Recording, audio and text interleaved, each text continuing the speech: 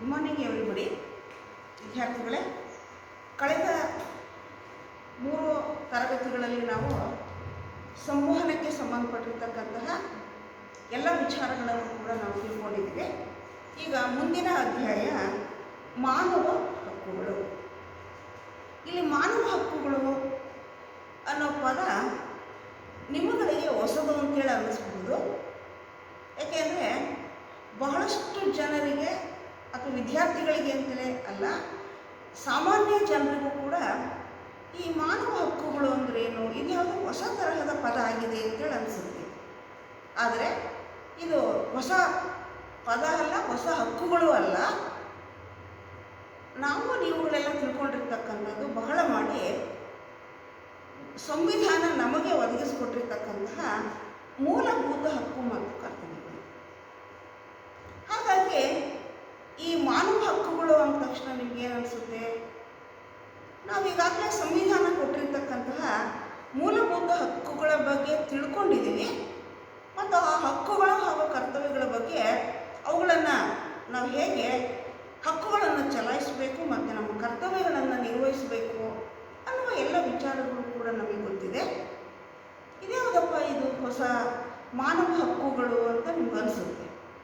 ಆದರೆ ಈ ಮಾನವ ಹಕ್ಕುಗಳ ಇತಿಹಾಸವನ್ನು ನಾವು ನೋಡಿದಾಗ ಇವು ನಿನ್ನೆ ಮೊನ್ನೆ ಅಥವಾ ಇತ್ತೀಚಿನ ದಿನಗಳಲ್ಲಿ ಅಸ್ತಿತ್ವಕ್ಕೆ ಬಂದಿರತಕ್ಕಂತಹ ಹಕ್ಕುಗಳಲ್ಲ. ಹಾಗಾದರೆ ಮಾನವ ಹಕ್ಕುಗಳು ಅಂದರೆ ಏನು? ಈ ಮಾನವ ಹಕ್ಕುಗಳನ್ನು ನಾವು 2 ರೀತಿಯಲ್ಲಿ ಹೇಳ್ತೀವಿ. ಇವು ಸಾರ್ವತ್ರಿಕವಾದವು ಮತ್ತು ಇವು ಸ್ವಾಭಾವಿಕವಾಗಿರ್ತಕ್ಕಂತಹ ಹಕ್ಕುಗಳು. ಸಾರ್ವತ್ರಿಕ ಅನ್ನೋ ಪದ ನಿಮಗೆ ಗೊತ್ತು. ಸಾರ್ವತ್ರಿಕ ಇವು ಸಮಾಜದ, ವಿಶ್ವದ ಅಥವಾ ಪ್ರಪಂಚದ ಎಲ್ಲರಿಗೂ ಕೂಡ ಅನ್ವಯಿಸುವಂತಹ ಹಕ್ಕುಗಳು ಮತ್ತು ಇವು ಸ್ವಾಭಾವಿಕ ಹಕ್ಕುಗಳು. ಇವೇನು ಕೃತಕವಾಗಿ ಸೃಷ್ಟಿ ಮಾಡಿರ್ತಕ್ಕಂಥವಲ್ಲ. ಇವು ಸಹಜ, ಸ್ವಾಭಾವಿಕ ಮತ್ತು ಸಾರ್ವತ್ರಿಕ. ಸಹಜ ಅಥವಾ ಸ್ವಾಭಾವಿಕ ಅನ್ನೋ ಪದದ ಅರ್ಥನೂ ಕೂಡ ನಿಮಗೆ ಗೊತ್ತಿದೆ. ಸಹಜವಾಗಿ ಮನುಷ್ಯನಿಗೆ ತಾನು ವಾಸಿಸುವ ಸಮಾಜದಲ್ಲಿ ಅವನಿಗೆ ಅಂತಲೇ ಕೊಟ್ಟಿರುವಂತಹ, ಅವನಿಗೋಸ್ಕರವೇ ಇರುವಂತಹ ಹಕ್ಕುಗಳೇ ಮಾನವ ಹಕ್ಕುಗಳು. ಹಾಗೂ ಇವು ಸಾರ್ವತ್ರಿಕ ಹಕ್ಕುಗಳು. ಸಾರ್ವತ್ರಿಕ ಅಂದರೆ ಸಮಾಜದ ಪ್ರತಿಯೊಬ್ಬರಿಗೂ ಕೂಡ ಇವು ಅನ್ವಯವಾಗುತ್ತೆ. ಇವು ಯಾವುದೇ ಒಂದು ವರ್ಗಕ್ಕೆ ಅನ್ವಯವಾಗುವಂತಹ ಹಕ್ಕುಗಳು ಅಥವಾ ಮತ್ತೊಂದು ವರ್ಗಕ್ಕೆ ಇವು ಅನ್ವಯ ಆಗಲ್ಲ ಅನ್ನುವಂತಹ ಮಾತಿಲ್ಲ. ಆದ್ದರಿಂದ ಮಾನವ ಹಕ್ಕುಗಳು ಇವು ಸಾರ್ವತ್ರಿಕ, ಸ್ವಾಭಾವಿಕ ಮತ್ತು ಇವು ಮಾನವನ ಮೂಲಭೂತ ಸ್ವಾತಂತ್ರ್ಯವನ್ನು ಒಳಗೊಂಡಿವೆ ಎಂದರೂ ಕೂಡ ಹೇಳ್ತೀವಿ ನಾವು. ಮಾನವ ಹಕ್ಕುಗಳು ಮಾನವನ ಮೂಲಭೂತ ಸ್ವಾತಂತ್ರ್ಯವನ್ನು ಒಳಗೊಂಡಿವೆ. ಮೂಲಭೂತ, ಫಂಡಮೆಂಟಲ್ ಸ್ವಾತಂತ್ರ್ಯ. ಸ್ವಾತಂತ್ರ್ಯ ಅಂದರೆ ಫ್ರೀಡಮ್ ಅಂತ ಕರಿತೀವಿ ಇಂಗ್ಲೀಷ್ನಲ್ಲಿ ನಾವು ಅದನ್ನು. ಸ್ವಾತಂತ್ರ್ಯ ಆ ಪದದ ಅರ್ಥ ದೊಡ್ಡ ವಿದ್ಯಾರ್ಥಿಗಳಾದ ನಿಮಗೆಲ್ಲರಿಗೂ ಕೂಡ ಗೊತ್ತಿದೆ. ಏನು ಸ್ವಾತಂತ್ರ್ಯ ಅಂದರೆ 1947 ಆಗಸ್ಟ್ 15ರಂದು ನಮಗೆ ದೊರಕಿದ ಸ್ವಾತಂತ್ರ್ಯದ ಮಹತ್ವ ನಿಮಗೆ ಗೊತ್ತಿದೆ. ಅದಷ್ಟೇ ಅಲ್ಲ, ನಿಮ್ಮಗಳಿಗೆ ನಿಮ್ಮ ಬದುಕಿನಲ್ಲಿ ಪ್ರತಿನಿತ್ಯ ನಿಮ್ಮ ಸ್ವಾತಂತ್ರ್ಯಕ್ಕೆ ಏನಾದರೂ ಅಡ್ಡಿ ಆಯಿತು, ಆತಂಕ ಆಯಿತು ಅಂತ ಹೇಳಿದರೆ ನೀವು ಹೇಗೆ ಅದನ್ನು ಪ್ರತಿಭಟಿಸ್ತೀರ ಅನ್ನೋದು ಕೂಡ ಗೊತ್ತಿದೆ. ಅದೇನು ನಿಮ್ಮ ಸ್ವಾತಂತ್ರ್ಯಕ್ಕೆ ಆದ ತೊಂದರೆ ಅಥವಾ ಅಡ್ಡಿ ಅದೇ ದೊಡ್ಡ ಪ್ರಮಾಣದಲ್ಲಿ ದೊಡ್ಡದಾಗಿರ್ತಕ್ಕಂಥದ್ದಲ್ಲ. ಸಹಜವಾಗಿ ನಾವು ಹೇಳೋದಾದರೆ ನಿಮ್ಮ ಮನೆಗಳಲ್ಲೇ ನಿಮ್ಮ ಪ್ರತಿನಿತ್ಯದ ಸಂದರ್ಭಗಳಲ್ಲಿ, ಘಟನೆಗಳಲ್ಲಿ ನಿಮ್ಮ ವ್ಯಕ್ತಿತ್ವಕ್ಕೆ, ನಿಮ್ಮ ಸ್ವಾತಂತ್ರ್ಯಕ್ಕೆ ಏನಾದರೂ ಧಕ್ಕೆ ಆದರೂ ನೀವೇನೋ ಮಾಡ್ತೀರಾ? ಹಿಂದೊಂದು ಕಾಲ ಇತ್ತು, ತಂದೆ ತಾಯಿಗಳು ಅಥವಾ ಪೋಷಕರು ಯಾವುದೋ ವಿಚಾರದಲ್ಲಿ ಮಕ್ಕಳಿಗೆ ನಿಬಂಧನೆಗಳನ್ನು, ಕಂಡೀಷನ್ಸ್ ಅಂತೇಳಿ ಕರಿತೀವಿ ಅದನ್ನು ಹಾಕಿದರೆ ಮಕ್ಕಳು ಅದನ್ನು ಒಪ್ಕೊಳ್ತಾ ಇದ್ರು. ಆದರೆ ಇವತ್ತಿನ ಮಕ್ಕಳು ನೀವು ಇಷ್ಟಪಡಲ್ಲ. ನಮಗೆ ಯಾವ ಕಂಡೀಷನ್ಸು ಇರಕೂಡದು, ನಾವು ಸ್ವತಂತ್ರರು,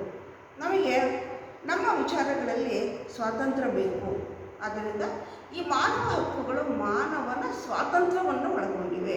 ಅಂದರೆ ಮನುಷ್ಯನಿಗೆ ಅಗತ್ಯವಾಗಿ ಕೊಡಬಹುದಾದಂತಹ ಕೊಡಲೇಬೇಕಾದ ಸ್ವಾತಂತ್ರ್ಯವನ್ನು ನಾವು ಕೊಡಲೇಬೇಕು.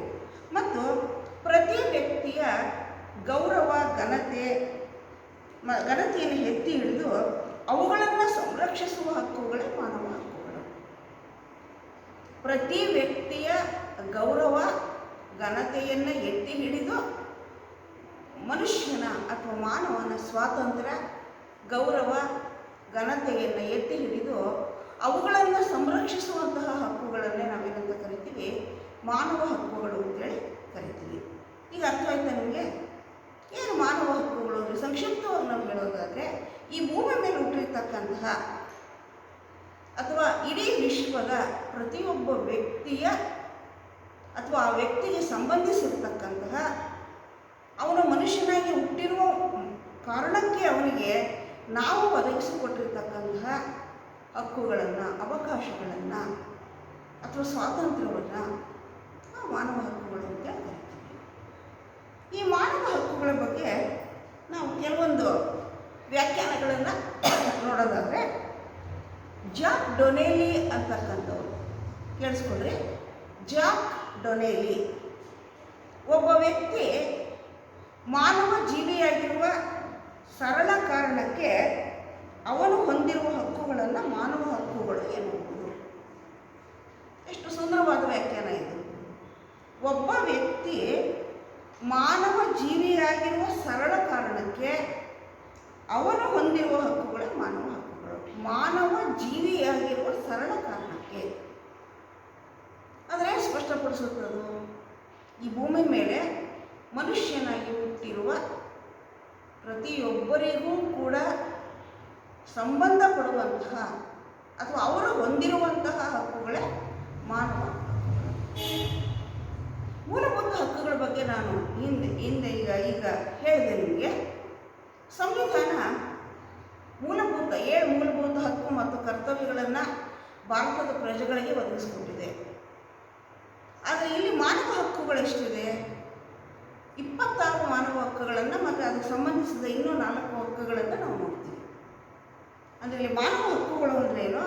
ಈ ಭೂಮಿ ಮೇಲೆ ಮನುಷ್ಯ ಹುಟ್ಟಿರುವ ಕಾರಣಕ್ಕೆ ಅವನಿಗೆ ಸಿಕ್ಕಿರುವಂತಹ, ಅವನಿಗೆ ಒದಗಿಸಿರುವಂತಹ ಹಕ್ಕುಗಳನ್ನೇ ನಾವು ಮಾನವ ಹಕ್ಕುಗಳು ಅಂತ ಕರಿತೀವಿ. ಅರ್ಥವಾಯ್ತಾ? ಮತ್ತೊಂದು ವ್ಯಾಖ್ಯಾನ ನಾವು ನೋಡ್ತೀವಿ. ತಾಯಿಯ ಗರ್ಭದಲ್ಲಿ ಜನ್ಮ ತಳೆದ ಕಾರಣದಿಂದಲೇ ಅಂತರ್ಗತವಾಗಿರುವ ಪ್ರತಿಯೊಬ್ಬನ ಮೂಲಭೂತ ಹಕ್ಕುಗಳೇ ಮಾನವ ಹಕ್ಕುಗಳು. ತಾಯಿಯ ಗರ್ಭದಲ್ಲಿ ಜನ್ಮ ತಳೆದ ಕ್ಷಣದಿಂದಲೇ, ಆ ಸಂದರ್ಭದಿಂದಲೇ ಅವನಿಗೆ ಅಂತರ್ಗತವಾಗಿರುವ, ಅವನಿಗೆ ಸಿಕ್ಕಿರುವಂತಹ ಹಕ್ಕುಗಳನ್ನೇ ನಾವೇನಂತ ಕರಿತೀವಿ, ಮಾನವ ಹಕ್ಕುಗಳು. ಅಂದರೆ ಯಾವಾಗ ತಾಯಿಯ ಗರ್ಭದಲ್ಲಿ ಮಗು ಜನ್ಮವನ್ನು ತಳೀತೋ ಅಲ್ಲಿಗೆ ಏನದರ ಅರ್ಥ? ಈ ಮಗುವಿಗೂ ಕೂಡ ಮುಂದೆ ಭವಿಷ್ಯದಲ್ಲಿ ಈ ಭೂಮಿಯ ಒಬ್ಬ ಸದಸ್ಯನಾಗಿ ಹುಟ್ಟಿದ ಮೇಲೆ ಅವನಿಗೆ ಸಿಗುವಂತಹ ಹಕ್ಕುಗಳನ್ನೇ, ಅವನಿಗೆ ಒದಗಿಸಿಕೊಡುವಂತಹ ಹಕ್ಕುಗಳನ್ನೇ ನಾವೇನಂತ ಕರಿತೀವಿ, ಮಾನವ ಹಕ್ಕುಗಳು. ಇನ್ನು ಮುಂದುವರೆದು ನಾವು ನೋಡೋದಾದರೆ, ಯಾವ ಹಕ್ಕುಗಳಿಲ್ಲದೆ ಮಾನವರು ಘನತೆ ಗೌರವಗಳಿಂದ ಬದುಕಲಾರರೋ ಆ ಹಕ್ಕುಗಳೇ ಮಾನವ ಹಕ್ಕುಗಳು. ಯಾವ ಹಕ್ಕುಗಳಿಲ್ಲದೆ ಮಾನವರು ಘನತೆ ಗೌರವಗಳಿಂದ ಬದುಕಲಾರರೋ ಆ ಹಕ್ಕುಗಳೇ ಮಾನವ ಹಕ್ಕುಗಳು. ಅಂದರೆ ಮನುಷ್ಯ ಸಮಾಜದಲ್ಲಿ ಬದುಕಬೇಕು ಅಂತ ಹೇಳಿದರೆ ಅವನಿಗೆ ಘನತೆ ಗೌರವ ಬಹಳ ಮುಖ್ಯ. ಮನುಷ್ಯನಿಗೆ ಸಮಾಜದಲ್ಲಿ ಬದುಕಲಿಕ್ಕೆ ಘನತೆ ಗೌರವ ಯಾವುದರಿಂದ ಸಿಗುತ್ತೆ? ಮನುಷ್ಯನಿಗೆ ಈ ಸಮಾಜದಲ್ಲಿ ಅವನು ಘನತೆ ಗೌರವಗಳಿಂದ ಬದುಕಲಿಕ್ಕೆ ಆಯಾ ಸಮಾಜವೇ ಅಥವಾ ಇಡೀ ವಿಶ್ವವೇ ಅವನಿಗೆ ಒದಗಿಸಿಕೊಟ್ಟಿರ್ತಕ್ಕಂತಹ ಹಕ್ಕುಗಳನ್ನು ನಾವು ಮಾನವ ಹಕ್ಕುಗಳು ಅಂತೇಳಿ ಕರಿತೀವಿ. ಇದು ಬಹುಶಃ ಅರ್ಥ ಆಯಿತು ಅಂತ ಅಂದ್ಕೊಳ್ತೀನಿ. ಯಾಕೆಂದರೆ ಈ ಭೂಮಿ ಮೇಲೆ ಹುಟ್ಟಿದ ಮೇಲೆ ಮನುಷ್ಯ ಹೇಗೆ ಬೇಕೋ ಹಾಗೆ ಬದುಕಿ ಯಾವತ್ತೋ ಒಂದಿನ ಈ ಭೂಮಿಯನ್ನು ಹಗಲಿ ಹೋದರೆ ಅದಕ್ಕೆ ಅರ್ಥ ಇಲ್ಲ. ನಾನು ಈ ಸಮಾಜದಲ್ಲಿ ಹುಟ್ಟಿದ್ದೀನಿ ಅಂದರೆ ನಾನು ಗೌರವ ಘನತೆಯಿಂದ ಬದುಕಬೇಕು. ಈ ಗೌರವ ಘನತೆಯಿಂದ ಬದುಕಬೇಕು ಅಂತ ಹೇಳಿದರೆ ಅದಕ್ಕೆ ಮುಖ್ಯವಾಗಿ ಬೇಕಾಗಿರ್ತಕ್ಕಂಥದ್ದು ಶಿಕ್ಷಣ. ಈ ಶಿಕ್ಷಣ ಇರ್ತಕ್ಕಂಥದ್ದು ಒಂದು ಮನುಷ್ಯನ ಮೂಲಭೂತ ಹಕ್ಕು ಹೇಗೋ ಇದು ಕೂಡ ಒಂದು ಮಾನವ ಹಕ್ಕುಗಳಲ್ಲಿ ಒಂದು ಅಂತೇಳಿ ನಾವು ಹೇಳ್ತೀವಿ. ಅಂದರೆ ಶಿಕ್ಷಣವನ್ನು ಪಡೆಯುವಂತಹ ಹಕ್ಕು ಸಮಾಜದ ಪ್ರತಿಯೊಬ್ಬ ಪ್ರಜೆಗೂ ಕೂಡ ಇದೆ. ಆದ್ದರಿಂದ ಈ ಸಮಾಜ ಒದಗಿಸಿರ್ತಕ್ಕಂತಹ ಹಕ್ಕುಗಳನ್ನು ಮತ್ತು ಅವಕಾಶಗಳನ್ನು ಉಪಯೋಗಿಸಿಕೊಂಡು ಮನುಷ್ಯ ಈ ಭೂಮಿ ಮೇಲೆ ಗೌರವ ಮತ್ತು ಘನತೆಯಿಂದ ಬದುಕ್ತಾನೆ. ಕೊನೆಯದಾಗಿ ಒಂದು ವಿಸ್ತೃತವಾದ ಒಂದು ವ್ಯಾಖ್ಯಾನವನ್ನು ನಾವು ನೋಡ್ತೀವಿ. ಇಲ್ಲಿ ವಿಶ್ವದ ಪ್ರತಿಯೊಬ್ಬ ಮಾನವನು, ಸ್ವಲ್ಪ ನಾವು ಇದನ್ನು ಬಹಳ ವಿಸ್ತಾರವಾಗಿ ಹೇಳ್ತಿದ್ದೀವಿ. ವಿಶ್ವದ ಪ್ರತಿಯೊಬ್ಬ ಮಾನವನು ಬಡತನ, ಶ್ರೀಮಂತಿಕೆ, ಭಾಷೆ, ವರ್ಣ, ಲಿಂಗ, ಧರ್ಮ, ಸಾಮಾಜಿಕ ಸ್ಥಾನಮಾನ, ವೈಚಾರಿಕ ವೈವಿಧ್ಯತೆ ಮತ್ತು ದೇಶಕೋಶಗಳ ಭೇದ ಭಾವವಿಲ್ಲದೆ ದೈಹಿಕವಾಗಿ, ಮಾನಸಿಕವಾಗಿ, ಸಾಮಾಜಿಕವಾಗಿ, ಸಾಂಸ್ಕೃತಿಕವಾಗಿ, ಆರ್ಥಿಕವಾಗಿ ಸಂತೃಪ್ತಿ ಹಾಗೂ ಸಂತೋಷದ ಜೀವನ ನಡೆಸುವಂತೆ ದೊಡ್ಡ ಸಂಕಲ್ಪವೇ ಮಾನವ ಹಕ್ಕುಗಳು. ಇದರೆಲ್ಲ ಅಂಶಗಳನ್ನು ಕೂಡ ಕ್ರೋಢೀಕರಿಸಿ ಹೇಳಲಾಗಿದೆ. ವಿಶ್ವದ ಪ್ರತಿಯೊಬ್ಬ ಮಾನವನು, ಈ ಮಾನವ ಹಕ್ಕುಗಳು ಈ ಭೂಮಿ ಮೇಲೆ ಹುಟ್ಟಿರ್ತಕ್ಕಂತಹ ಪ್ರತಿಯೊಬ್ಬ ಮಾನವನಿಗೂ ಕೂಡ ಅನ್ವಯಿಸುತ್ತೆ. ಬಡತನ, ಶ್ರೀಮಂತಿಕೆ ಇವೆರಡೂ ಪದಗಳ ಅರ್ಥ ನಿಮಗೆ ಗೊತ್ತಿದೆ.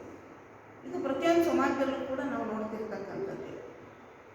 ಯಾವುದೇ ದೇಶವನ್ನು ನಾವು ಮುಂದುವರೆದ ದೇಶ ತಗೊಂಡ್ರೆ, ಮುಂದುವರಿತಾ ಇರತಕ್ಕಂಥ ದೇಶ ತಗೊಂಡ್ರೆ ಅಥವಾ ಹಿಂದುಳಿದ ದೇಶಗಳನ್ನು ತಗೊಂಡ್ರೆ, ಈ ಮೂರು ತರಹದ ದೇಶಗಳಲ್ಲೂ ಕೂಡ ಬಡತನವೂ ಇದೆ, ಶ್ರೀಮಂತಿಕೆನೂ ಇದೆ.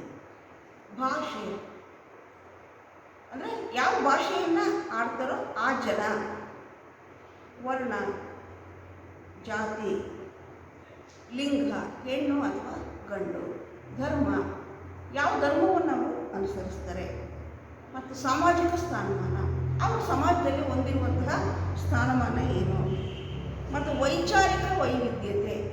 ವೈಚಾರಿಕತೆ ಅಂದರೆ ವಿಚಾರ ಮಾಡುವಂಥದ್ದು, ಆಲೋಚನೆ ಮಾಡುವಂಥದ್ದು.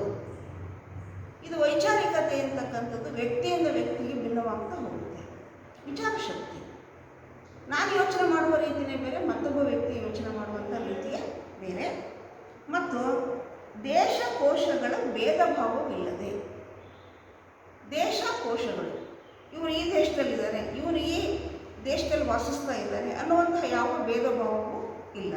ಬಡವನಿಗೆ, ಶ್ರೀಮಂತನಿಗೆ, ಮತ್ತು ಯಾವುದೇ ಭಾಷೆಯನ್ನು ಆಡುವಂಥವನಿಗೆ, ಯಾವುದೇ ಜಾತಿಯಲ್ಲಿರಲಿ, ಯಾವ ಧರ್ಮವನ್ನೇ ಅನುಸರಿಸಲಿ, ಅವನು ಯಾವ ಹೆಣ್ಣು ಅಥವಾ ಗಂಡು, ಮತ್ತು ಅವನು ಯಾವುದೇ ಸಾಮಾಜಿಕ ಸ್ಥಾನಮಾನವನ್ನು ಹೊಂದಿರಲಿ, ಅವನ ಆಲೋಚನಾ ಶಕ್ತಿ ಯಾವುದೇ ರೀತಿಯಲ್ಲಿರಲಿ, ಮತ್ತು ಈ ಯಾವ ಭೇದ ಭಾವಗಳನ್ನು ಕೂಡ ಎಣಿಸದೆ ದೈಹಿಕವಾಗಿ, ಮಾನಸಿಕವಾಗಿ, ಸಾಮಾಜಿಕವಾಗಿ, ಸಾಂಸ್ಕೃತಿಕವಾಗಿ, ಆರ್ಥಿಕವಾಗಿ ಸಂತೃಪ್ತಿ ಹಾಗೂ ಸಂತೋಷದ ಜೀವನ ನಡೆಸುವಂತೆ ದೊಡ್ಡ ಸಂಕಲ್ಪವೇ ಮಾನವ ಹಕ್ಕುಗಳು. ಒಟ್ಟು ಇಡೀ ವಿಶ್ವದಲ್ಲಿ ವಾಸಿಸ್ತಾ ಇರತಕ್ಕಂಥ ಪ್ರತಿಯೊಬ್ಬ ಪ್ರಜೆಯೂ ಕೂಡ ಯಾವುದೇ ರೀತಿಯ ವ್ಯತ್ಯಾಸಗಳಿಗೆ ಒಳಪಡದೆ ನಾವೆಲ್ಲರೂ ಒಂದೇ, ನಾವೆಲ್ಲ ಈ ವಿಶ್ವದ ಪ್ರಜೆಗಳು. ವಸುದೈವ ಕುಟುಂಬಕಂ ಅಂತಕ್ಕಂಥ ಒಂದು ಪದ ನಿಮಗೆಲ್ಲ ಗೊತ್ತೇ ಇದೆ. ಇಡೀ ವಿಶ್ವವೇ ಒಂದು ಕುಟುಂಬ, ಅದರಲ್ಲಿ ನಾವೆಲ್ಲರೂ ಸದಸ್ಯರು. ಹೀಗೆ ಈ ತರಹದ ಒಂದು ಭಾವನೆಯನ್ನು ಮೂಡಿಸಲಿಕ್ಕೆ ಸೃಷ್ಟಿಯಾಗಿರ್ತಕ್ಕಂತಹ ಹಕ್ಕುಗಳನ್ನೇ ನಾವೇನಂತ ಕರಿತೀವಿ. ಸೃಷ್ಟಿ ಅಂತ ಅನ್ನೋದಕ್ಕಿಂತ ವಿಶ್ವ ಸಂಸ್ಥೆ ರೂಪಿಸಿರುವಂತಹ ಹಕ್ಕುಗಳನ್ನೇ ನಾವು ಮಾನವ ಹಕ್ಕುಗಳು ಅಂತೇಳಿ ಕರಿತೀವಿ. ಸಾಮಾನ್ಯವಾಗಿ ನೀವು ವಿದ್ಯಾರ್ಥಿಗಳಿಗೆಲ್ಲ ಗೊತ್ತಿದೆ, ಎರಡನೇ ಮಹಾಯುದ್ಧದ ನಂತರ ಏನೇನು ಜಾಗತಿಕ ಅಲ್ಲೋಲ ಕಲ್ಲೋಲ ಆಯಿತು, ಎಷ್ಟು ಸಾವು ನೋವಾಯಿತು, ಎಷ್ಟು ಆರ್ಥಿಕವಾಗಿ, ಸಾಮಾಜಿಕವಾಗಿ ನಷ್ಟಗಳು ಉಂಟಾದವು. ಆ ಸಂದರ್ಭದಲ್ಲಿ ವಿಶ್ವದ ಗಣ್ಯ ರಾಷ್ಟ್ರಗಳೆಲ್ಲ ಕೂಡ ಯೋಚನೆ ಮಾಡಿ, ಇದು ಮುಂದೆ ಭವಿಷ್ಯದಲ್ಲಿ ಆಗಬಾರ್ದು, ಈ ಭೂಮಿ ಮೇಲೆ ಹುಟ್ಟಿರ್ತಕ್ಕಂಥ ಪ್ರತಿಯೊಬ್ಬನಿಗೂ ಕೂಡ ಬದುಕುವ ಹಕ್ಕಿದೆ, ಅಥವಾ ಸ್ವಾತಂತ್ರ್ಯ ಇದೆ, ಶಿಕ್ಷಣ ಪಡೆಯುವ ಹಕ್ಕಿದೆ, ಹಾಗೂ ತನ್ನ ವ್ಯಕ್ತಿತ್ವವನ್ನು ರೂಪಿಸಿಕೊಳ್ಳುವಂತಹ ಹಕ್ಕಿದೆ, ತನ್ನ ದೃಷ್ಟಿಕೋನಗಳಿಗೆ ಅನುಗುಣವಾಗಿ ಅವನು ತನ್ನ ಸಿದ್ಧಾಂತಗಳನ್ನು ರೂಪಿಸ್ಕೊಳ್ಳಿಕ್ಕೆ ಅವಕಾಶ ಇದೆ. ಈ ಎಲ್ಲ ಹಿನ್ನೆಲೆಯನ್ನು ಇಟ್ಕೊಂಡು ರೂಪಿಸಿದಂತಹ ಹಕ್ಕುಗಳನ್ನೇ ನಾವು ಮಾನವ ಹಕ್ಕುಗಳು ಅಂತೇಳಿ ಕರಿತೀವಿ. ಈಗ ಅರ್ಥ ಆಯ್ತಲ್ಲ ನಿಮಗೆ? ಈಗ ನಮಗೆ ಮಾನವ ಹಕ್ಕುಗಳ ಅರ್ಥ ಸ್ಪಷ್ಟ ಆಯಿತು. ಮುಂದಕ್ಕೆ ನಾವು ಹೋಗೋದಾದರೆ ಮಾನವ ಹಕ್ಕುಗಳ ಅಗತ್ಯ ಮತ್ತು ಪ್ರಾಮುಖ್ಯತೆ. ಮಾನವ ಹಕ್ಕುಗಳ ಅಗತ್ಯ ಮತ್ತು ಪ್ರಾಮುಖ್ಯತೆ ಅಂದರೆ ಅವಶ್ಯಕತೆ ಏನು? ಈ ಮಾನವ ಹಕ್ಕುಗಳು ಮನುಷ್ಯನಿಗೆ ಅವಶ್ಯಕ ಹೌದೋ ಅಲ್ವೋ? ನೀವು ಒಂದ್ಸರಿ ಯೋಚನೆ ಮಾಡಿ ಹೇಳ್ರಿ ನೋಡೋಣ. ಏನಂತೀರ? ಹೌದು ಅಂತೀರ, ಇಲ್ಲ ಅಂತೀರ? ಹೌದು. ಮಾನವ ಹಕ್ಕುಗಳು, ಮೂಲಭೂತ ಹಕ್ಕುಗಳು ಎಷ್ಟು ಅವಶ್ಯಕವೋ ಈ ಮಾನವ ಹಕ್ಕುಗಳು ಕೂಡ ಪ್ರತಿಯೊಬ್ಬ ಮನುಷ್ಯನಿಗೂ ಕೂಡ ಅತ್ಯಂತ ಅಗತ್ಯ ಮತ್ತು ಅನಿವಾರ್ಯ ಅಂತೇಳಿ ನಾವು ಹೇಳ್ತೀವಿ. ಆಗಲೇ ನಾನು ಹಿಂದೆ ಒಂದು ಉದಾಹರಣೆ ಹೇಳಿದೆ ನಿಮಗೆ. ನಮ್ಮ ಸ್ವಾತಂತ್ರ್ಯಕ್ಕೆ ಧಕ್ಕೆ ಬಂದಾಗ ನಾವೇನು ಮಾಡ್ತೀವಿ? ಪ್ರತಿಭಟಿಸ್ತೀವಿ, ಅದರ ವಿರುದ್ಧ ಧ್ವನಿ ಎತ್ತುತ್ತೀವಿ. ಹೌದಾ? ಯಾಕೆಂದರೆ ನಾವು ಬೇರೆಯವರ ಸ್ವಾತಂತ್ರ್ಯ ಹರಣ ಮಾಡೋಕ್ಕೆ ಹೋದಾಗ ಅವರಿಗೆ ಯಾವ ರೀತಿ ಪ್ರತಿಭಟಿಸುವ ಒಂದು ಅವಕಾಶ ಸ್ವಾತಂತ್ರ್ಯ ಇರುತ್ತೋ ಅದೇ ರೀತಿ ನಮ್ಮ ಸ್ವಾತಂತ್ರ್ಯಕ್ಕೆ ಧಕ್ಕೆಯಾದಾಗ ನಾವೇನು ಮಾಡ್ತೀವೋ ಅದನ್ನು ನಾವು ಕೂಡ ಪ್ರತಿಭಟನೆ ಮಾಡ್ತೀವಿ. ಅದರ ಪರೋಕ್ಷ ಅರ್ಥನೇ ಈ ಮಾನವ ಹಕ್ಕುಗಳು. ಅದರಿಂದ ಪ್ರತಿಯೊಬ್ಬ ಮನುಷ್ಯನಿಗೂ ಕೂಡ ಈ ಹಕ್ಕುಗಳು ಅತ್ಯಂತ ಅವಶ್ಯಕ ಮತ್ತು ಅನಿವಾರ್ಯ. ಈ ಮಾನವ ಹಕ್ಕುಗಳ ಅವಶ್ಯಕತೆ ಮತ್ತು ಪ್ರಾಮುಖ್ಯತೆಯನ್ನು ನಾವು ಕೆಳಗಿನ ಅಂಶಗಳ ಆಧಾರದ ಮೇಲೆ ಹೇಳ್ತೀವಿ. ಒಂದನೇದು, ಮಾನವನನ್ನು ಮಾನವನನ್ನಾಗಿ ಬದುಕಲು ಅವಕಾಶ ಮಾಡಿಕೊಡುವಲ್ಲಿ ಮಾನವ ಹಕ್ಕುಗಳ ಅವಶ್ಯಕತೆ ಇದೆ. ಮಾನವನನ್ನು ಮಾನವನನ್ನಾಗಿ ಬದುಕಲು ಅವಕಾಶ ಮಾಡಿಕೊಡುವಲ್ಲಿ ಮಾನವ ಹಕ್ಕುಗಳ ಅವಶ್ಯಕತೆ ಇದೆ. ಏನಂತಂದರೆ ಮಾನವನನ್ನು ಮಾನವನನ್ನಾಗಿ ಬದುಕಲು, ಮಾನವನಾಗಿ ಬದುಕೋದು ಏನಿದು? ಇದರ ಅರ್ಥ ಅಂತೇಳಿ ನಾವು ನೋಡಿದಾಗ ಮನುಷ್ಯ, ಈ ಭೂಮಿ ಮೇಲೆ ಇರ್ತಕ್ಕಂಥ ಮನುಷ್ಯ ಎಲ್ಲರೂ ಮನುಷ್ಯನಾಗಿ ಮಾನವನಾಗೆ ಕೆಲವು ಬದುಕ್ತಾ ಇಲ್ಲ. ಹುಟ್ಟಿದ ಮಗು ಅದು ಮೂಲಭೂತವಾಗಿ ಅದರಲ್ಲೆಲ್ಲ ಒಳ್ಳೆಯ ಅಂಶಗಳೇ ಇರುತ್ತೆ. ನಾವು ಆ ಮಗುವನ್ನು ಯಾವ ಪರಿಸರದಲ್ಲಿ ಬೆಳೆಸ್ತೀವಿ, ಯಾವ ವಿಚಾರಧಾರೆ ದೃಷ್ಟಿಕೋನಗಳಿಂದ ಬೆಳೆಸ್ತೀವಿಯೋ ಮಗು ಆ ರೀತಿ ಬೆಳೀತಾ ಹೋಗುತ್ತೆ. ಅದಕ್ಕೆ ಶಿಕ್ಷಣದ ಅರ್ಥವನ್ನು ಹೇಳೋ ಸಂದರ್ಭದಲ್ಲಿ ಒಂದು ವ್ಯಾಖ್ಯಾನ ನನಗೆ ನೆನಪಾಗುತ್ತೆ. ಮನುಷ್ಯನನ್ನು ಮನುಷ್ಯನನ್ನಾಗಿ ರೂಪಿಸುವುದೇ ಶಿಕ್ಷಣ. ಹಾಗೆ ಮಾನವನನ್ನಾಗಿ ಬದುಕಲು ಅವಕಾಶ ಮಾಡಿಕೊಡುವ ಒಂದು ಮುಖ್ಯ ಪ್ರಾಮುಖ್ಯತೆ ಅಥವಾ ಉದ್ದೇಶವೇ ಈ ಮಾನವ ಹಕ್ಕುಗಳದ್ದು ಅಂತೇಳಿ ನಾವು ಹೇಳ್ತೀವಿ. ಅಂದರೆ ಈ ಭೂಮಿ ಮೇಲೆ ಇರ್ತಕ್ಕಂಥ ಮನುಷ್ಯನಾಗಿ ಬದುಕಬೇಕು, ಮನುಷ್ಯತ್ವವನ್ನು ರೂಢಿಸ್ಕೊಂಡು ತನ್ನ ವ್ಯಕ್ತಿತ್ವವನ್ನು ತಾನು ರೂಪಿಸ್ಕೊಂಡು ಈ ಸಮಾಜದಲ್ಲಿ ತಾನಿಗೆ ಬದುಕಬೇಕು ಅಂತಕ್ಕಂಥ ಒಂದು ಜ್ಞಾನ ಆತನಲ್ಲಿ ಮೂಡಿಸ್ಲಿಕ್ಕೆ ಇದು ನಮಗೆ ಅವಶ್ಯಕ. ಎರಡನೇದು, ವಿಶ್ವದ ಪ್ರತಿ ಮಗುವು ಅಲ್ಲಿ ಬರುತ್ತೆ. ಮಾನವ ಹಕ್ಕುಗಳು ಅಂದ ತಕ್ಷಣ ಅದು ಯಾವುದೇ ಒಂದು ದೇಶಕ್ಕೆ ಸೀಮಿತ ಅಲ್ಲ. ಈ ಮಾನವ ಹಕ್ಕುಗಳು ಪ್ರಪಂಚದ ಎಲ್ಲ ರಾಷ್ಟ್ರಗಳಿಗೂ ಕೂಡ ಅನ್ವಯಿಸುವಂಥ ಹಕ್ಕುಗಳು. ವಿಶ್ವದ ಪ್ರತಿ ಮಗುವು ಉತ್ತಮ ಆರೋಗ್ಯ ಮನುಷ್ಯನಿಗೆ ಬಹಳ ಮುಖ್ಯ. ಆರೋಗ್ಯ ಇಲ್ಲದೆ ಹೋದರೆ ನಾವು ಏನನ್ನೂ ಕೂಡ ಮಾಡಲಿಕ್ಕಾಗಲ್ಲ. ಹೆಲ್ತ್ ಈಸ್ ವೆಲ್ತ್ ಅಂತೇಳಿ ಕರಿತೀವಿ. ಆರೋಗ್ಯವೇ ಭಾಗ್ಯ. ಪ್ರತಿ ಮಗುವು, ಈ ಇಡೀ ವಿಶ್ವದ ಪ್ರತಿಯೊಂದು ಮಗುವು ತನ್ನ ಒಂದು ಆರೋಗ್ಯವನ್ನು ಕಾಪಾಡಿಕೊಳ್ಳುವಂತಹ ಒಂದು ಹಕ್ಕೇ ಮಾನವ ಹಕ್ಕು. ಮತ್ತು ಶಿಕ್ಷಣ, ಪ್ರತಿಯೊಂದು ಮಗುವಿಗೂ ಕೂಡ ಶಿಕ್ಷಣ ಪಡೆಯುವಂತಹ ಹಕ್ಕಿದೆ.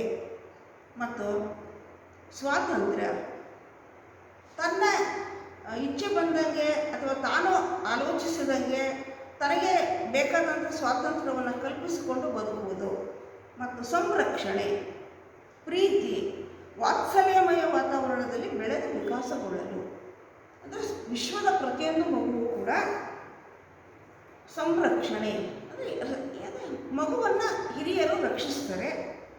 ಪ್ರೀತಿ, ವಾತ್ಸಲ್ಯ, ಸ್ವಾತಂತ್ರ್ಯ ಈ ಎಲ್ಲ ಅಂಶಗಳನ್ನು ಒಳಗೊಂಡಂತೆ ಬದುಕಿ ತಾನು ವಿಕಾಸಗೊಳ್ಳಲು ಈ ಮಾನವ ಹಕ್ಕುಗಳು ಮನುಷ್ಯನಿಗೆ ಅವಶ್ಯಕವಾಗಬೇಕು.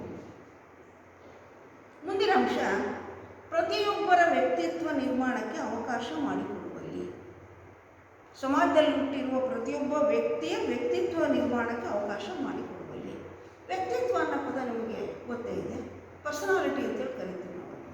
ವ್ಯಕ್ತಿತ್ವ ಅಂದ್ರೇನು? ಅದು ಮನುಷ್ಯನ ಅಥವಾ ಪ್ರತಿಯೊಬ್ಬ ವ್ಯಕ್ತಿಯ ಎಲ್ಲ ಗುಣಗಳ ಒಂದು ಸಂಯೋಗವನ್ನೇ ನಾವು ವ್ಯಕ್ತಿತ್ವ ಅಂತೇಳಿ ಕರಿತೀವಿ. ಪ್ರತಿಯೊಬ್ಬ ವ್ಯಕ್ತಿಯ ವ್ಯಕ್ತಿತ್ವ ನಿರ್ಮಾಣಕ್ಕೆ ಅವಕಾಶ ಮಾಡಿಕೊಡುವಲ್ಲಿ ಈ ಭೂಮಿ ಮೇಲೆ, ಈ ಪ್ರಪಂಚದಲ್ಲಿ ಹುಟ್ಟಿರ್ತಕ್ಕಂಥ ಪ್ರತಿಯೊಬ್ಬ ವ್ಯಕ್ತಿಯೂ ಕೂಡ ತನ್ನದೇ ಆದ ವ್ಯಕ್ತಿತ್ವವನ್ನು ರೂಪಿಸ್ಕೊಳ್ಬೇಕು. ಏಕೆಂದರೆ ಮನುಷ್ಯನಿಗೆ ವ್ಯಕ್ತಿತ್ವ ಭಾಳ ಮುಖ್ಯ. ನಾವು ಎಷ್ಟೇ ವಿದ್ಯಾರ್ಹತೆಯನ್ನು ಹೊಂದಿದ್ರು, ಎಷ್ಟೇ ಸಂಪತ್ತನ್ನು ಹೊಂದಿದ್ರು, ನಮ್ಮಲ್ಲಿ ಒಂದು ಒಳ್ಳೆಯ ವ್ಯಕ್ತಿತ್ವ ಇಲ್ಲ ಅಂತ ಹೇಳಿದರೆ ನಮ್ಮ ಸಂಪತ್ತು ಅಥವಾ ವಿದ್ಯೆಗೆ ಯಾವುದೇ ಮಹತ್ವ ಇರಲ್ಲ. ನಾಲ್ಕನೇದು, ಮಾನವರಲ್ಲಿರುವ ಅಸಮಾನತೆ, ದ್ವೇಷ, ತಾರತಮ್ಯ ಹೋಗಲಾಡಿಸುವಲ್ಲಿ. ಗೊತ್ತೇ ಇದೆ ನಿಮಗೆ, ಇಷ್ಟೆಲ್ಲ ನಾವು ಮಾತಾಡ್ತೀವಿ, ಇಷ್ಟೆಲ್ಲ ಅಭಿವೃದ್ಧಿಯನ್ನು ಹೊಂದಿದ್ವಿ, ಶಿಕ್ಷಣವನ್ನು ನಾವು ಹೊಂದಿದ್ವಿ, ಪ್ರಗತಿಯನ್ನು ಸಾಧಿಸಿದ್ವಿ, ಆದರೆ ನಮ್ಮಲ್ಲಿ ಅಸಮಾನತೆ ಹೋಗಿದೆಯಾ? ದ್ವೇಷ ಹೋಗಿದೆಯಾ? ತಾರತಮ್ಯ ಹೋಗಿದೆಯಾ? ಇಲ್ಲ. ಈ ಅಸಮಾನತೆ, ದ್ವೇಷ, ತಾರತಮ್ಯವನ್ನು ಹೋಗಲಾಡಿಸಲಿಕ್ಕೂ ಕೂಡ ನಮಗೆ ಮಾನವ ಹಕ್ಕುಗಳು ಅಗತ್ಯವಾಗಿ ಬೇಕಿರಬೇಕು. ಮತ್ತು ಮಾನವರ ಕ್ರಿಯಾಶೀಲ ಬದುಕಿಗೆ ಮಾನವ ಹಕ್ಕುಗಳು ಅವಶ್ಯಕ. ಮಾನವರ ಕ್ರಿಯಾಶೀಲ ಬದುಕಿಗೆ, ಕ್ರಿಯಾಶೀಲ ಬದುಕು, ಕ್ರಿಯಾಶೀಲ ಅನ್ನೋ ಪದದ ಅರ್ಥನೂ ನಿಮಗೆ ಗೊತ್ತಿದೆ. ಕ್ರಿಯಾಶೀಲತೆ ಅಂತ ಹೇಳಿದರೆ ಹೊಸ ಒಂದು ಸೃಷ್ಟಿ ಅಂತೇಳಿ ನಾವು ಕರಿತೀವಿ. ಯಾರೋ ಮಾಡಿದ ಹಾಗೆ, ಯಾರೋ ಬದುಕಿದ ಹಾಗೆ ನಾವು ಬದುಕಬಾರ್ದು. ನಮ್ಮ ಬದುಕು ಭಿನ್ನವಾಗಿರಬೇಕು, ನಮ್ಮ ಆಲೋಚನೆಗಳು ಭಿನ್ನವಾಗಿರಬೇಕು, ನಾವು ಮಾಡೋ ಕೆಲಸ ಭಿನ್ನವಾಗಿರಬೇಕು. ನಮ್ಮಲ್ಲಿ ಹೊಸ ಹೊಸ ಆಲೋಚನೆ, ಸೃಷ್ಟಿ, ವಿಚಾರಶೀಲತೆ, ಚಿಂತನೆಗಳು ಬರಬೇಕು. ಇದನ್ನು ನಾವೇನಂತ ಕರಿತೀವಿ? ಕ್ರಿಯಾಶೀಲ ಬದುಕು. ಅಂದರೆ ಬದುಕು ಯಾಂತ್ರಿಕವಾಗಿ ಸುಮ್ಮನೆ ಏನೋ ಭೂಮಿ ಮೇಲೆ ಹುಟ್ಟಿದ್ದೀನಿ, ದಿವಸ ಕಳೆದ್ರಾಯ್ತು ಅಂತ ಬದುಕಬಾರ್ದು. ನನ್ನ ಹುಟ್ಟಿಗೆ ಒಂದು ಮಹತ್ವ ಬೇಕು ಅಂತ ಹೇಳಿದರೆ ಅದು ವಿಭಿನ್ನವಾದ ರೀತಿಯಲ್ಲಿ ನಾವು ನಮ್ಮ ಬದುಕನ್ನು ರೂಪಿಸ್ಕೊಳ್ಬೇಕು. ಮತ್ತು ಸಮಾಜದಲ್ಲಿ ಶಾಂತಿ ಹಾಗೂ ಸೌಹಾರ್ದತೆಯನ್ನು ನೆಲೆಗೊಳಿಸುವಲ್ಲಿ. ಶಾಂತಿ ಹಾಗೂ ಸೌಹಾರ್ದತೆ, ಇವತ್ತಿನ ದಿನಗಳನ್ನು ನಾವು ನೋಡಿದಾಗ ಈ ಶಾಂತಿ ಮತ್ತು ಸೌಹಾರ್ದತೆ ಅಂತಕ್ಕಂಥದ್ದು ದಿನೇ ದಿನೇ ಕ್ಷೀಣಿಸ್ತಾ ಇದೆ. ಈ ಮಾನವ ಹಕ್ಕುಗಳನ್ನು ರಚನೆ ಮಾಡಿದ್ದರ ಉದ್ದೇಶವೇ ಶಾಂತಿ ಮತ್ತು ಸೌಹಾರ್ದತೆಯನ್ನು ಸಮಾಜದ ಜನರಲ್ಲಿ ಬೆಳೆಸಬೇಕು ಅಂತೇಳಿ. ಆದರೆ ನೀವು ಹಾಗೆ ಇವತ್ತಿನ ಘಟನೆಗಳನ್ನು ವಿಶ್ಲೇಷಣೆ ಮಾಡಿರಿ. ಅಫ್ಘಾನಿಸ್ತಾನದಲ್ಲಿ ನಡೀತಾ ಇರ್ತಕ್ಕಂಥ ಇವತ್ತಿನ ಘಟನೆ, ಪಾಕಿಸ್ತಾನ, ಚೀನಾ ಈ ದೇಶಗಳು ನಡೆಸ್ತಾ ಇರ್ತಕ್ಕಂತಹ ಹುನ್ನಾರಗಳು, ಹಾಗೆಯೇ ನಮ್ಮ ದೇಶದ ಒಳಗಡೆನೆ ಆಂತರಿಕವಾಗಿರ್ತಕ್ಕಂತಹ ಗಲಭೆಗಳು, ಭಿನ್ನಾಭಿಪ್ರಾಯಗಳು, ಇವನ್ನೆಲ್ಲ ನಾವು ನೋಡಿದರೆ ನಮ್ಗೆ ಸ್ಪಷ್ಟವಾಗ್ತಕ್ಕಂಥ ವಿಷಯ ಏನು ಅಂತ ಹೇಳಿದರೆ ಇಲ್ಲಿ ಶಾಂತಿ ಮತ್ತು ಸೌಹಾರ್ದತೆ ದಿನೇ ದಿನೇ ಕಡಿಮೆ ಆಗ್ತಾ ಇದೆ. ಆದರೆ ಇದು ಕಡಿಮೆ ಆಗಬಾರ್ದು. ಶಾಂತಿ ಮತ್ತು ಸೌಹಾರ್ದತೆಯನ್ನು ನಾವು ಮಾನವ ಜನಾಂಗದಲ್ಲಿ, ಸಮಾಜದ ಎಲ್ಲ ಜನರಲ್ಲೂ ಕೂಡ ರೂಢಿಸಬೇಕು, ಬೆಳೆಸಬೇಕು ಅಂತ ಹೇಳಿದರೆ ಅದಕ್ಕೆ ಈ ಮಾನವ ಹಕ್ಕುಗಳ ಅವಶ್ಯಕ. ಮುಂದಿನ ಅಂಶ, ಮಾನವರಲ್ಲಿ ಭೇದ ಭಾವವಿಲ್ಲದೆ ಎಲ್ಲರೂ ಮನುಷ್ಯರು ಸ್ವತಂತ್ರರು ಎಂಬ ಅರಿವು ಮೂಡಿಸುವಲ್ಲಿ. ಮಾನವರಲ್ಲಿ ಭೇದ ಭಾವವನ್ನು ನಾವು ಮೂಡಿಸದೆ ಈ ಸಮಾಜದಲ್ಲಿರ್ತಕ್ಕಂಥ ಎಲ್ಲರೂ ಮನುಷ್ಯರು ಮತ್ತು ಅವರು ಸ್ವತಂತ್ರರು. ಇದು ಒಂದು ರೀತಿಯಲ್ಲಿ ನಾವು ಇವತ್ತಿನ ಪ್ರಗತಿಯನ್ನು, ಅಭಿವೃದ್ಧಿಯನ್ನು ವಿಶ್ಲೇಷಣೆ ಮಾಡಿ ನೋಡಿದಾಗ ಭೇದ ಭಾವಗಳು ಸ್ವಲ್ಪ ಕಡಿಮೆ ಆಗ್ತಾ ಇದೆ. ವಿಚಾರ ಶಕ್ತಿಯನ್ನು ಬೆಳೆಸ್ಕೊಂಡಿರ್ತಕ್ಕಂಥ ಜನ ಈ ಜಾತಿ, ಮತ, ಕಂದಾಚಾರಗಳನ್ನು ಸ್ವಲ್ಪ ಮಟ್ಟಿಗೆ ಬಿಡ್ತಾ ಇದ್ದಾರೆ. ಆದರೂ ಎಲ್ಲೋ ಒಂದು ಕಡೆ ನಾವು ನೋಡಿದಾಗ ಇದರ ಬೇರೆ ಇನ್ನೂ ಗಟ್ಟಿಯಾಗಿದೆ ಅಂತೇಳಿ ನಮ್ಗೆ ಅನಿಸುತ್ತೆ. ಭೇದ ಭಾವಗಳು ಇನ್ನೂ ಪೂರ್ಣ ಪ್ರಮಾಣದಲ್ಲಿ ನಮ್ಮಲ್ಲಿ ಹೋಗಿಲ್ಲ. ಭೇದ ಭಾವ ಇರಬಾರ್ದು. ಸಮಾಜದಲ್ಲಿರ್ತಕ್ಕಂಥ ಪ್ರತಿಯೊಬ್ಬರು ಸಮಾನರು ಮತ್ತು ಸ್ವಾತಂತ್ರ್ಯರು ಅಥವಾ ಅದಕ್ಕೆ ನಾನು ಹಿಂದೆನೇ ಹೇಳಿದೆ ನಿಮಗೆ, ಇವನು ಈ ಜಾತಿಯವನು, ಈ ವರ್ಣದವನು ಅಥವಾ ಈ ಲಿಂಗ, ಈ ಸಾಮಾಜಿಕ ಪರಿಸ್ಥಿತಿಯಲ್ಲಿ ಪ್ರದೇಶದಲ್ಲಿ ಇರ್ತಕ್ಕಂಥವ್ರು ಅಂತಕ್ಕಂತಹ ಭಿನ್ನತೆಯನ್ನು ನಾವು ಎಣಿಸದೆ ಸಮಾಜದ ಎಲ್ಲರಿಗೂ ಕೂಡ ಒಂದೇ ರೀತಿಯ ಅವಕಾಶಗಳನ್ನು ಮತ್ತು ಅವರೆಲ್ಲರಿಗೂ ಸ್ವಾತಂತ್ರ್ಯಪೂರ್ಣ ಸನ್ನಿವೇಶಗಳನ್ನು ಸೃಷ್ಟಿ ಮಾಡಿಕೊಡ್ತಕ್ಕಂಥದ್ದಕ್ಕೆ ನಮಗೆ ಈ ಮಾನವ ಹಕ್ಕುಗಳು ಅಗತ್ಯವಾಗಿ ಬೇಕೇ ಬೇಕು. ಅರ್ಥವಾಯ್ತಾ? ಮುಂದಿನ ಅಂಶ, ಪರಸ್ಪರರು ಗೌರವವನ್ನು ಕೊಟ್ಟು ಗೌರವವನ್ನು ಪಡೆಯುವ ಮನೋಭಾವನೆಯನ್ನು ಮೂಡಿಸಲು ಕೂಡ ಈ ಮಾನವ ಹಕ್ಕುಗಳು ಅವಶ್ಯಕ. ಪರಸ್ಪರರು ಗೌರವವನ್ನು ಕೊಟ್ಟು ಗೌರವವನ್ನು ಪಡೆಯುವುದು. Give respect and take respect ಅಂತ ಹೇಳಿ ಕರಿತೀವಿ ನಾವು.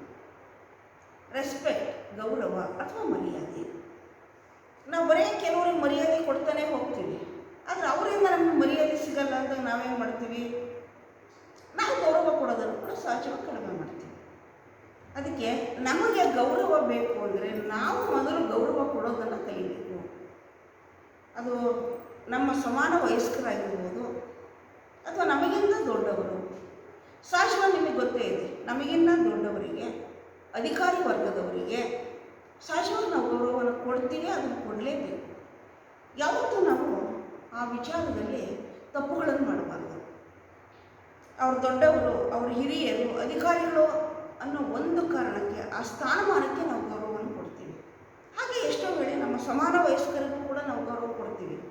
ಹಾಗೆಯೇ ನಮಗಿಂತ ಚಿಕ್ಕವರಿಗೆ ಅವರಲ್ಲಿರೋ ಯಾವುದೋ ಒಂದು ಒಳ್ಳೆಯ ಅಂಶವನ್ನು ನೋಡಿಯೂ ಕೂಡ ಅವ್ರು ಮಾಡೋ ಕೆಲಸವನ್ನು ನೋಡಿ ಕೂಡ ನಾವು ಗೌರವವನ್ನು ಕೊಡ್ತೀವಿ, ಕೊಡಬೇಕಾಗುತ್ತೆ.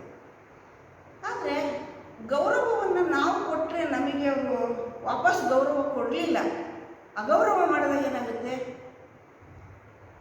ಪ್ರತಿಯೊಬ್ಬ ಮನುಷ್ಯಲ್ಲ ಭಾವನೆ ಬರುತ್ತೆ, ನಾನು ತಪ್ಪು ಮಾಡಿಲ್ಲ, ನಾನು ಗೌರವ ಕೊಟ್ಟರು ನನಗೆ ಇವರು ಅಗೌರವ ಮಾಡ್ತಾರೆ ಅಂದರೆ ನಾನು ಗೌರವ ಕೊಡೋದನ್ನು ನಿಲ್ಲಿಸಬೇಕು ಅಂತೇಳಿ ಸಹಜವಾದ ಭಾವನೆ ಮನುಷ್ಯನಲ್ಲಿ ಬರುತ್ತೆ. ಆದ್ದರಿಂದ ಪ್ರತಿಯೊಬ್ಬ ಮನುಷ್ಯರು ಕೂಡ ಪ್ರತಿಯೊಬ್ಬ ವ್ಯಕ್ತಿಗೆ, ಅದು ಒಂದು ಮಗುನೇ ಆಗಿರ್ಬೋದು, ನಮಗಿಂತ ಚಿಕ್ಕವರೇ ಆಗಿರ್ಬೋದು, ಸಮಾಜದಲ್ಲಿ ಎಲ್ಲದನ್ನೂ ನಾವು ಕಲಿಯುವಂಥದ್ದು ಇರುತ್ತೆ. ನಾನೇ ಜಾಣ, ನನಗೆ ಎಲ್ಲ ಗೊತ್ತು ಅನ್ನೋ ಅಹಂಕಾರ ಭಾಳ ದಿವಸ ಯಾರಿಗೂ ನಡೆಯಲ್ಲ. ಅದಕ್ಕೆ ನಮ್ಮ ಅಹಂಕಾರಗಳನ್ನು ನಾವು ತೊಡೆದು ಹಾಕಿ ಎಲ್ಲರನ್ನೂ ಪ್ರೀತಿ, ವಿಶ್ವಾಸ, ಗೌರವದಿಂದ ಕಂಡಾಗ ಆಗುವ ಕೆಲಸಗಳಲ್ಲಿ ನಾವು ಯಶಸ್ಸನ್ನು ಕಾಣಲಿಕ್ಕೆ ಸಾಧ್ಯತೆ ಆಗುತ್ತೆ. ಮತ್ತು 9ನೇ ಅಂಶ, ಶೋಷಣೆಗೊಳಗಾದವರನ್ನು ರಕ್ಷಿಸುವಲ್ಲಿ. ಶೋಷಣೆ ಈ ಪದ ಎಲ್ಲರಿಗೂ ಕೂಡ ಗೊತ್ತಿದೆ. ಎಲ್ಲರೂ ಒಂದಲ್ಲ ಒಂದು ಸಂದರ್ಭದಲ್ಲಿ ನಾವು ಶೋಷಣೆಗೊಳಗಾಗ್ತೀವಿ. ಎಕ್ಸ್ಪ್ಲಾಯ್ಟೇಷನ್ ಅಂತೇಳಿ ಕರಿತೀವಿ ಅದನ್ನ. ಒಂದೊಂದು ಸರಿ ಎಷ್ಟು ಬೇಸರ ಆಗುತ್ತೆ ಅಂತ ಹೇಳಿದರೆ, ನಾವು ಹೆಂಗೆ ಶೋಷಣೆಗೊಳಗಾಗ್ತೀವಿ ಅಂತ ಹೇಳಿದರೆ, ಏನೋ ಕೆಲಸಕ್ಕೆ ಬಾರದವರಲ್ಲೂ ಕೂಡ ನಾವು ಶೋಷಣೆಗೊಳಗಾಗ್ತೀವಿ. ಇದು ದಿನನಿತ್ಯದ ಬದುಕಿನಲ್ಲಿ ಇದ್ದುದ್ದೇನೆ. ಎಷ್ಟೋ ಸರಿ ನಮ್ಮ ಮನೆ ಕೆಲಸದವ್ರು ನಮ್ಮನ್ನು ಶೋಷಣೆ ಮಾಡ್ತಾರೆ. ಹಾಗೆಯೇ ನಮ್ಮಿಂದಲೂ ಕೂಡ ಕೆಲವು ಶೋಷಣೆ ಒಳಗಾಗ್ಬೋದು, ಇಲ್ಲ ಅಂತೇಳಿ ನಾನು ಹೇಳಲ್ಲ. ಅದನ್ನ ಇದು ಎಲ್ರಿಗೂ ಅನುಭವ ಬಂದಿರತಕ್ಕಂಥ ವಿಚಾರಣೆ. ಆದರೆ ಕೆಲವೊಮ್ಮೆ ಮನುಷ್ಯ ಏನು ಮಾಡ್ತಾನೆ, ಗೊತ್ತಿದ್ದು ಶೋಷಣೆಗೊಳಗಾಗ್ತಾನೆ. ಶೋಷಣೆಗೊಳಗಾಗಿ ಏನೋ ಬಿಡಪ್ಪ ಹೋಗಲಿ ಅಂತ ಸುಮ್ಮನಾಗ್ತಾನೆ. ಆದರೆ ಅದಾಗಬಾರ್ದು. ನಾವು ಒಂದ್ಸರಿ ಶೋಷಣೆಗೊಳಗಾದ್ರೆ ನಾವು ಎಚ್ಚೆತ್ಕೊಳ್ಬೇಕು. ಎಲ್ಲಿ ನಾವು ಶೋಷಣೆಗೊಳಗಾದ್ವಿ, ಯಾಕೆ ಶೋಷಣೆಗೊಳಗಾದ್ವಿ, ನಮ್ಮ ತಪ್ಪಿಲ್ಲದೆ ಇದ್ದರೂ ನಾವು ಶೋಷಣೆಗೊಳಗಾದ್ವಿ ಅಂತ ಹೇಳಿದರೆ ಇದು ಅನ್ಯಾಯ. ಅವಾಗ ನಾವು ಎಚ್ಚೆತ್ಕೊಂಡು ನಾವು ಶೋಷಣೆಗೊಳಗಾಗದಂತೆ ಜಾಗೃತರಾಗಿರುವಂತೆ ನಮ್ಮ ಒಂದು ವರ್ತನೆಯನ್ನು ರೂಪಿಸಿಕೊಳ್ಳಲಿಕ್ಕೆ ಈ ಮಾನವ ಹಕ್ಕುಗಳು ಅತ್ಯಂತ ಅವಶ್ಯಕ. ಆಮೇಲೆ ಸ್ವಾತಂತ್ರ್ಯ ಹಾಗೂ ಪ್ರಜಾಪ್ರಭುತ್ವ ಮೌಲ್ಯವನ್ನು ರೂಪಿಸುವಲ್ಲಿ. ಸ್ವಾತಂತ್ರ್ಯ ಹಾಗೂ ಪ್ರಜಾಪ್ರಭುತ್ವ ಮೌಲ್ಯ ರೂಪಿಸುವಲ್ಲಿ. ಸ್ವಾತಂತ್ರ್ಯ ಅನ್ನೋ ಪದವನ್ನು ಭಾಳ ಸರಿ ನಾವು ಆ ಪದವನ್ನು ಇಲ್ಲಿ ಬಳಕೆ ಮಾಡಿದ್ವಿ. ಯಾಕೆಂದರೆ ಅದಷ್ಟು ಮಹತ್ವಪೂರ್ಣವಾಗಿರ್ತಕ್ಕಂಥ ಒಂದು ಅಂಶ. ಯಾಕೆಂದರೆ ನಾವೆಲ್ಲ ಬಯಸ್ತಕ್ಕಂಥದ್ದು ಸ್ವಾತಂತ್ರ್ಯ. ಒಂದು ಸಣ್ಣ ವಿಚಾರದಲ್ಲಿ ನಮ್ಮ ಸ್ವಾತಂತ್ರ್ಯಕ್ಕೆ ಅಡಚಣೆ ಆಯಿತು ಅಂತ ಹೇಳಿದ್ರೆ ನಾವೇನು ಮಾಡ್ತೀವಿ, ಪ್ರತಿಭಟಿಸ್ತೀವಿ, ಜೋರಾಗಿ ಮಾತಾಡ್ತೀವಿ. ಆದ್ದರಿಂದ ಸ್ವಾತಂತ್ರ್ಯದ ಧಕ್ಕೆ ಆದಾಗ ನಾವು ಪ್ರತಿಭಟಿಸ್ತೀವಿ. ನಮಗೇನು ಸ್ವಾತಂತ್ರ್ಯಕ್ಕೆ ಧಕ್ಕೆ ಆಗುತ್ತೋ ಬೇರೆಯವ್ರ ಸ್ವಾತಂತ್ರ್ಯಕ್ಕೂ ಕೂಡ ನಾವು ಧಕ್ಕೆಯನ್ನು ಉಂಟು ಮಾಡಬಾರ್ದು. ಮತ್ತು ಪ್ರಜಾಪ್ರಭುತ್ವ ಮೌಲ್ಯಗಳನ್ನು ರೂಪಿಸುವಲ್ಲಿ. ಪ್ರಜಾಪ್ರಭುತ್ವ ಅಂದರೆ ಗೊತ್ತಿದೆ ನಿಮಗೆ, India is a democratic country. ಪ್ರಜಾಪ್ರಭುತ್ವದ ಅರ್ಥನೂ ಕೂಡ ನಿಮಗೆ ಗೊತ್ತಿದೆ. ನ್ಯಾಯ, ಸ್ವಾತಂತ್ರ್ಯ, ಸರಿಸಮಾನತೆ ಮತ್ತು ಭ್ರಾತೃತ್ವ ಇವು ಪ್ರಜಾಪ್ರಭುತ್ವದ 4 ಮುಖ್ಯ ಅಂಶಗಳು. ಈ ಪ್ರಜಾಪ್ರಭುತ್ವದ ಮೌಲ್ಯಗಳನ್ನು ನಾವು ಪ್ರತಿಯೊಬ್ಬ ವ್ಯಕ್ತಿಯಲ್ಲೂ ರೂಢಿಸಬೇಕು. ನ್ಯಾಯ, ಎಲ್ಲರೂ ಕೂಡ ಸಮಾಜದಲ್ಲಿ ಸಾಮಾಜಿಕ ನ್ಯಾಯವನ್ನು ಪಡೆಯಬೇಕು. ಸ್ವಾತಂತ್ರ್ಯ, ಪ್ರತಿಯೊಬ್ಬ ಮನುಷ್ಯನಿಗೂ ಸಮಾಜದಲ್ಲಿ ಸ್ವತಂತ್ರ ಪೂರ್ಣ ಬದುಕನ್ನು ನಡೆಸಲಿಕ್ಕೆ ಅವಕಾಶ ಇದೆ. ಸರಿಸಮಾನತೆ, ಎಲ್ಲರೂ ಸರಿಸಮಾನ. ನಾನು ಶ್ರೀಮಂತ, ಬೇರೆಯವರು ಬಡವರು, ನಾನು ಮೇಲೆ ಅವನು ಕೀಳು ಅನ್ನಂಗಿಲ್ಲ. ಜಾತಿ ಆಧಾರದ ಮೇಲೆ, ವರ್ಣದ ಆರ್ಥಿಕ ಅಂಶಗಳ ಆಧಾರದ ಮೇಲೆ, ಈ ಅನೇಕ ಅಂಶಗಳ ಆಧಾರದ ಮೇಲೆ ನಾವು ಯಾವುದೇ ಕಾರಣಕ್ಕೂ ಕೂಡ ಯಾರನ್ನೂ ಕೂಡ ಅಸಮಾನರು ಅಂತೇಳಿ ಕರೆಯೋ ಹಾಗಿಲ್ಲ. ಎಲ್ಲರೂ ಸಮಾನರು. ಹಾಗೂ ಕೊನೆಯದಾಗಿ ಭ್ರಾತೃತ್ವ ಅಂತ ಹೇಳಿದರೆ ಸಹೋದರ ಭಾವನೆ. ನಾವೆಲ್ಲರೂ ಪರಸ್ಪರ ಸಹೋದರರು. ಭಾರತದ ಒಳಗಿರ್ತಕ್ಕಂಥ ರಾಜ್ಯಗಳಲ್ಲಿ ವಾಸಿಸ್ತಕ್ಕಂಥವರೆಲ್ಲರೂ ಕೂಡ ಹೊಂದಿರಬೇಕಾದ ಭಾವನೆ ಏನೋ, ನಾವೆಲ್ಲ ಭಾರತೀಯರು. ನಾನು ಕರ್ನಾಟಕದವನು, ನಾನು ಒರಿಸ್ಸಾದವನು, ನಾನು ಮಹಾರಾಷ್ಟ್ರದವನು, ಆ ಭಿನ್ನತೆ ಬೇಡ. ನಾವೆಲ್ಲ ಭಾರತೀಯರು, ನಾವೆಲ್ಲ ಒಂದು. ಹಾಗೆಯೇ ಇಡೀ ವಿಶ್ವದ ಸಮುದಾಯದಲ್ಲಿ ವಾಸ ಮಾಡ್ತಾ ಇರ್ತಕ್ಕಂಥ ಎಲ್ಲರೂ ಬೆಳೆಸ್ಕೊಳ್ಬೇಕಾಗಿರ್ತಕ್ಕಂಥ ಭಾವನೆ ಏನು ಅಂತ ಹೇಳಿದರೆ, ಇಡೀ ವಿಶ್ವದ ನಾವೆಲ್ಲರೂ ಪರಸ್ಪರ ಸಹೋದರರು. ವಸುದೈವ ಕುಟುಂಬಕಂ ಅಂತೇಳಿ ಕರಿತಿದ್ದೀವಿ. ನಾವೆಲ್ಲರೂ ಪರಸ್ಪರ ಅಣ್ಣ ತಮ್ಮಂದಿರಂತೆ ವಿಶ್ವಾಸವನ್ನು ಇಟ್ಕೊಂಡು ಬದುಕೋಣ. ಇಡೀ ವಿಶ್ವವನ್ನು ನಾವು ಸುಂದರ ವ್ಯವಸ್ಥೆಯಲ್ಲಿ ನಾವು ಇದನ್ನು ತಗೊಂಡು ಹೋಗೋಣ ಅನ್ನುವಂಥ ಭಾವನೆಯನ್ನು ಮೂಡಿಸಬೇಕು ಅಂತ ಹೇಳಿದ್ರಲ್ಲಿ ಮಾನವ ಹಕ್ಕುಗಳು ಅತ್ಯಂತ ಅವಶ್ಯಕ. ಹೀಗೆ ಈ ಎಲ್ಲ ಅಂಶಗಳನ್ನು ನಾವು ಕ್ರೋಢೀಕರಿಸಿಕೊಳ್ಳೋದಾದರೆ, ಮಾನವ ಹಕ್ಕುಗಳು ಮನುಷ್ಯನಿಗೆ ವಿಶ್ವದ ಎಲ್ಲರಿಗೂ ಕೂಡ ಅನ್ವಯಿಸುವ ಸಾರ್ವತ್ರಿಕ, ಸ್ವಾಭಾವಿಕ ಮತ್ತು ಸಹಜವಾದ ಹಕ್ಕುಗಳಾಗಿವೆ.